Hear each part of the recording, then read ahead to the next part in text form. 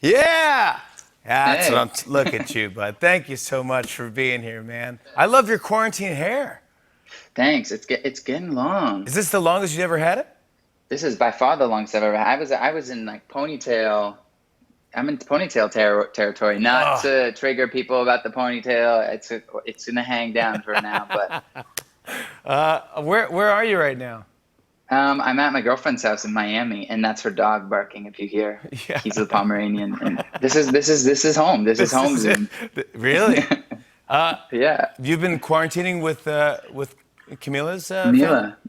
Yeah, I have been, and it's funny. At first, when I got here, it was like the beginning of the album process, and I was like in a full panic state. I was like, there's no way I'm going to make music. This is this is going to be impossible. Yep. But like a week goes by and you start cooking eggs in the morning, and you start doing laundry and taking dogs for a walk, and you like have your coffee mug that you use the same one every day, and it just becomes like Yep. really nice. Yeah. Becomes nice. I guess you've Which been sounds like so normal for everyone else, but it's very abnormal for me. well, you've been working since you were 15 or something like that. I was 15, and I basically been living in hotel rooms since I was 15. So it's been nice, man. It's been really nice. I want to talk about the new album, Wonder. I love the cover, by the way. Thanks. It comes out December 4th, but the single is out now, and you're performing it later tonight. How did you come up with the cover? I mean, I was in Miami.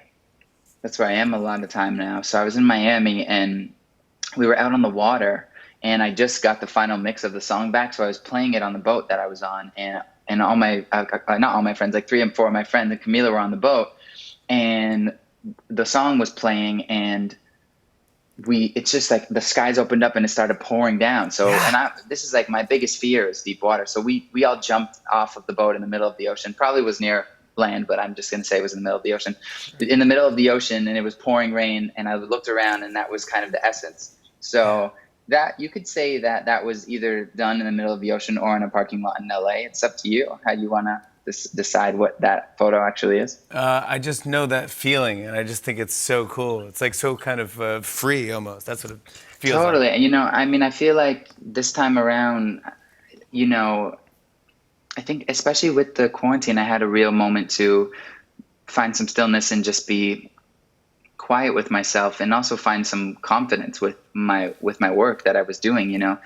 There was a real place inside of me that was scared of saying like something wrong, or doing something wrong, or like saying the wrong thing. And I think that after kind of chilling out and reflecting a bit, I found this place where I realized, like, when we're talking about matters of the heart, you don't have to be an expert. And the whole album became about this freedom, this like thing of like not being afraid of talking about things that you morally know are right or wrong. And it allowed me to just open up. And that's what the whole video looks like. That's what the artwork looks like. That's what the music sounds like. Yeah, It's the internal music. freedom. I want to talk about the music because I think there's horns, there's different sounds in here. I'm like, oh, I want to know who inspired that. Like, what was that? What was that one about?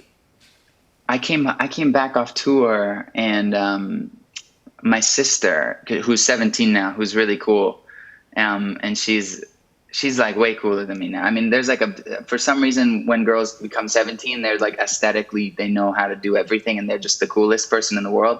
So I was like, "What are you listening to?" And she played me Frankie Valli, "Can't Take My Eyes Off of You." Really? Yeah, totally. And it would just kind of set me off, and the whole album was like brass 60s drums. I got super into the Beach Boys, and my parents didn't listen to a lot of the Beatles growing up, so I started discovering the Beatles really for the first time, and it was pretty magical. So that's kind of sonically where it all came from. Is it intimidating when, because you're working on this album, Camila's there, I'm sure, do you go like, is it embarrassing, or do you go like, all right, here's this song, I think it's a good song, or is it like, can you help me on this? Or what I is it mean, like? you have like I think you have two choices. You can either like hide everything from her and just like wait till the end type thing, and you can decide, or like what I did was like from the very beginning, I like told her my thesis statement of what I wanted the album to be. And it was the best thing I did, because there's always a point halfway through a project where you're like, this is garbage. This is the worst thing I've ever done. Everything is not, it doesn't sound good. I don't know what I'm doing.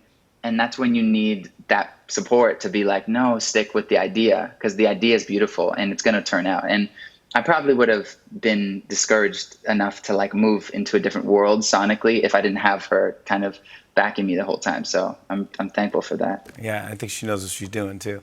She knows what she's doing. On and on and on. I said, and it's on and